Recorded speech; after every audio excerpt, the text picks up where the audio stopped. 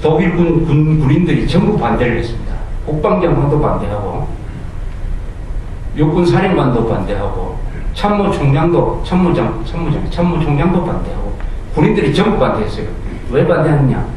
만약 라인란트 지역으로 독일군을 보내면은 프랑스가 즉각 참전하고, 즉각 대응을 하면은 우리 현재의 병력으로는 독일군한테 대항할 수가 없다. 그때 독일이 재무장한 지가 한 2년밖에 안 됐습니다. 모든 병력이 프랑스 군대가 압도적으로 강했어요. 그랬어요. 그러나 아까 김정일이가 천안함을 폭침시켜도 절대 저 새끼들 보복 못해 했던 식으로 히틀러가 자신을 했습니다. 당신 군인 이런 정치는 군인이 하는 게 아니야. 내가 자신 있는데 절대 프랑스가 공격하지 않는다. 일생일대의 도박을 했어요. 그래서 처음에는 3개 대대를 겨우 라인강 전방에 배치를 했습니다. 그런데 프랑스 군대가 집결을 하는 거예요. 집결을 하니까 국방장관이 와가지고 프랑스 군대가 집결을 하니까 우리 병력을 철수시킵시다 해도 히틀러가 절대 프랑스 군대가 반격하지 않을 것이니까 안심하라면서 고집을 부려요. 그럼 이것을 당한 프랑스는 어떻게 했느냐? 프랑스 말하자면 천안함 폭침을 당한 한국이 어떻게 했느냐 하고 비교해서 보면 매우 재밌어요. 자, 이 라인란트 지역이라는 것은 전략적으로 굉장히 중요한 게, 만약 여기가 비무장 상태로 있으면 프랑스는 기습을 받을 이유가 없어요.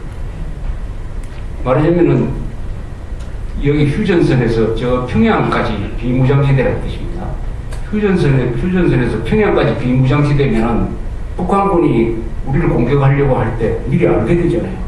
공격할 움직임만 보이면은 먼저 이쪽에서 비무장지대로 들어가가지고 북한을 칠 수 있다 이겁니다.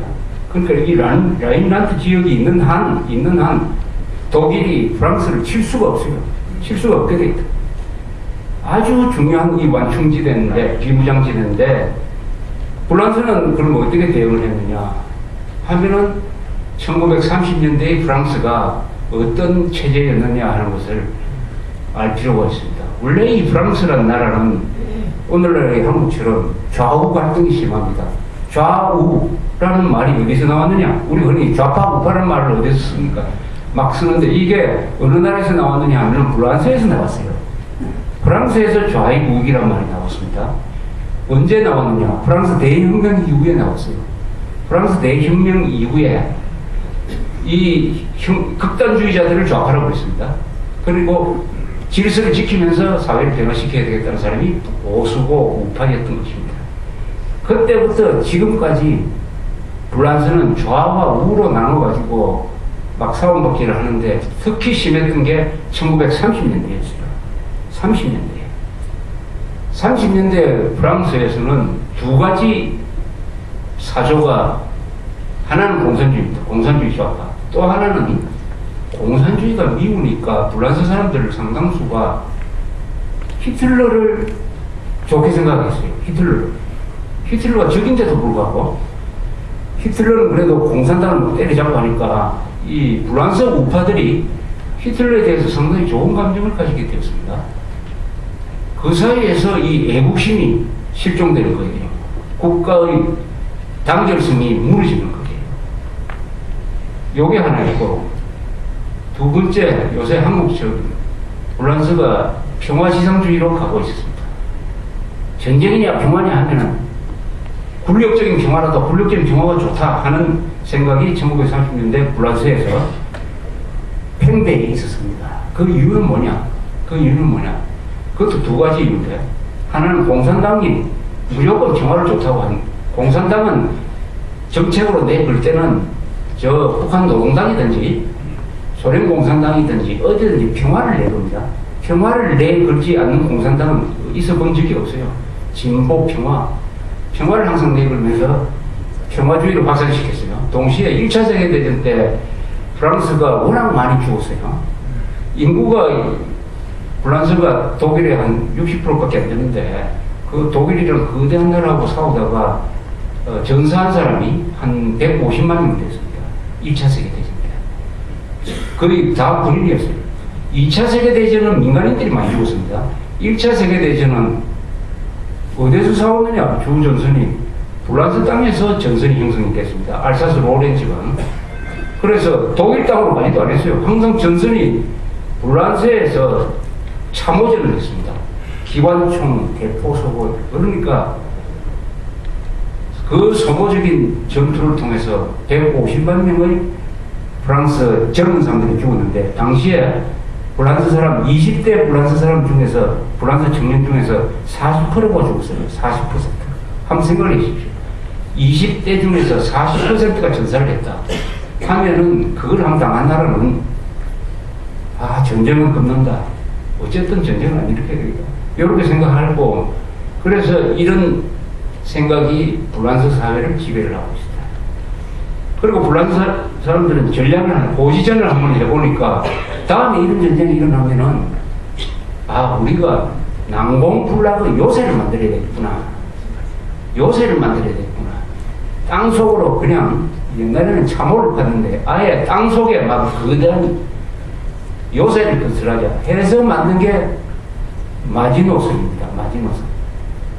요새는 마지노선이 유명하죠. 마지노선 하면 그게 보통 명사가 돼가지고 더 이상 물러날 때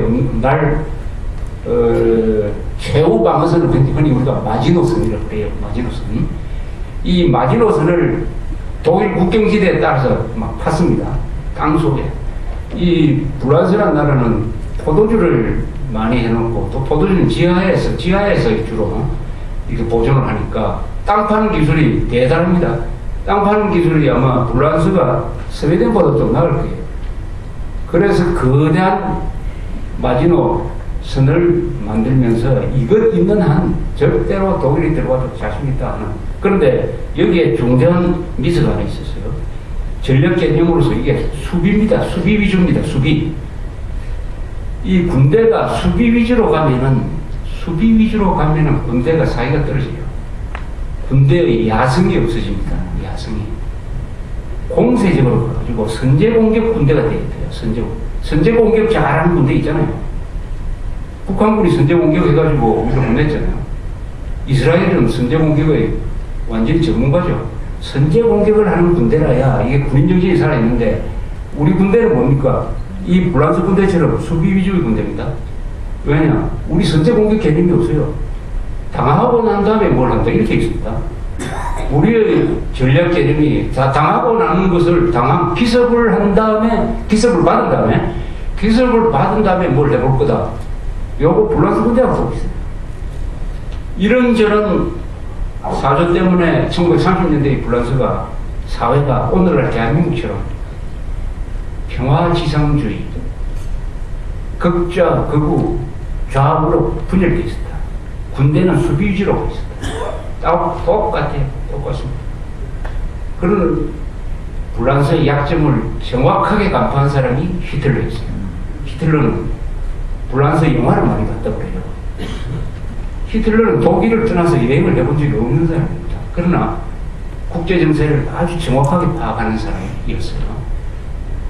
반전 영화가 막 유행을 하고, 또 불란서에서 나오는 소설이나 논설이나 이런 것을 보니까 불란서는 국가 의지로서 싸울 수 있는 나라가 아니다 하는 판단을 해가지고 도박을 한 겁니다. 라인란트의 독일 부분을 진주시키는 도박을 했어요. 나중에 히틀러가 이렇게 얘기했습니다. 자기 생애에서 가장 초조한 시간이 라인란트에 독일군을 보내고 나서 48시간 동안 나는 잠도 안 오고 걱정이 돼서 죽는 줄 알았다. 그런 경험을 도저히 다시 하라고 해도 못할 것이다. 이렇게 얘기했습니다. 그러면서 이야기하기를, 내가 프랑스 정부 사람이었으면 나는 독일군이 들어오자마자 바로 프랑스 군대를 보내가지고 보내줄 것이다. 그렇게 하면 어떻게 하겠니? 나는 꼬리를 내리고 도망칠 수밖에 없었다. 그래서 라인란트로 들어간 독일군한테 히틀러가 내린 명령이 있습니다. 불란서 군대가 반격을 하면 무조건 철수하라고 했습니다. 싸우지 말고 철수하라. 이렇게 돼 있었어요. 그런데 란스 군대가 반격을 안 하는 거예요. 반격을 했으면은 독일군은 도망가 버리고 그 충격으로 히틀러가 실각했을 가능성이 있습니다. 히틀러가 실각했을 가능성이 있습니다. 그러지 않아도 라인란트는 확보를 했었지요. 그럼 2차 세계대전은 없습니다.